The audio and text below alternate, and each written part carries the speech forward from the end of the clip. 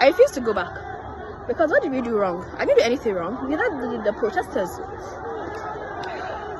Yeah, so please, and I don't blame the police because they follow orders. Please, this is what causes chaos when they are protesting, when you try to stop the act. So please, let us continue working. I'm surprised that the government has so much police and street operators, but they refuse to deploy them to where they're actually needed. Hello everyone, my name is Saadatu Madaki. I'm 25 years old. I'm from Kano State. I attended my primary school in Sanko International School, my secondary in St. Louis Secondary School, and my university at Biz University, Abuja, where I studied computer engineering. To be honest, I will say this is someone I've always been. This is something I've always wanted to do but didn't get a chance. So this one time that I got the chance, I snatched it. I went there to, as I've said countless times, to be a voice for the voiceless. So when the protest first started at the National Stadium, it was relatively peaceful. All I saw was a group of people, like hoodlums, who were shouting at the protesters, but I didn't think much of it. But I still said, okay, let me record this just in case, which I did, and that was the first video I posted on my social media. So fast forward, when we reached the secretariat, I was shocked when tear gases were thrown at us, because I didn't expect it, because we were peacefully protesting. I didn't really have any experience with any tear gas in my life, so it didn't scare me. I think what you know is what scares you. So when people that knew what it was were running back, I didn't, because I thought, how bad could this be? So it was until like a few minutes later when it really started to affect me, when my breath started becoming faint and tears filled my eyes, that I really realized what I went into.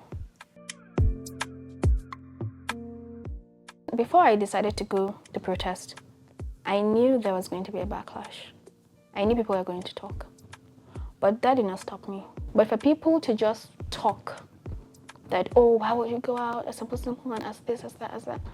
Really, people are being killed, women are being raped, and the only thing you can think of is, why did she go out? Why did you not go out?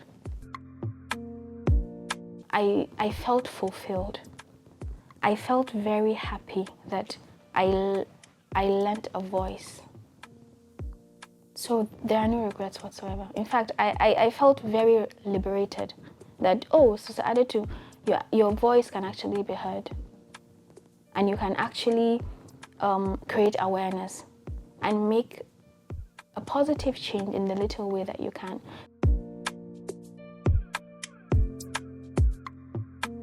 No one wants to have to protest. No one wants to do that. No one wants to be going out and carrying banners and walking long distances. No one wants to do that. But it's like every other thing that Nigerians can do, they've done it. This is like the last resort. So we don't want to have to do this. As I said, if the government did what it's supposed to do for the people, we wouldn't be out here to protest.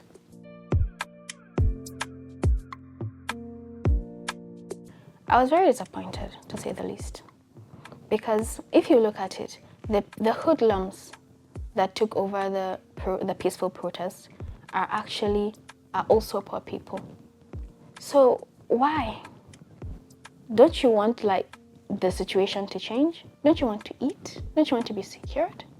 So I didn't expect that at the rate the insecurity in this country and the hunger is going, I didn't expect that there's anyone, especially someone who struggles financially, that will be willing to sabotage the protest. I didn't expect it. It came to me as a shock. So I expect the government to do what the people want. These people are not asking for much. They are simply asking to be protected and to be able to eat. They're not asking for any luxury. I said that a government, no matter what, should be able to, at the very least, protect its people and feed its people. And this is something that the poor isn't getting.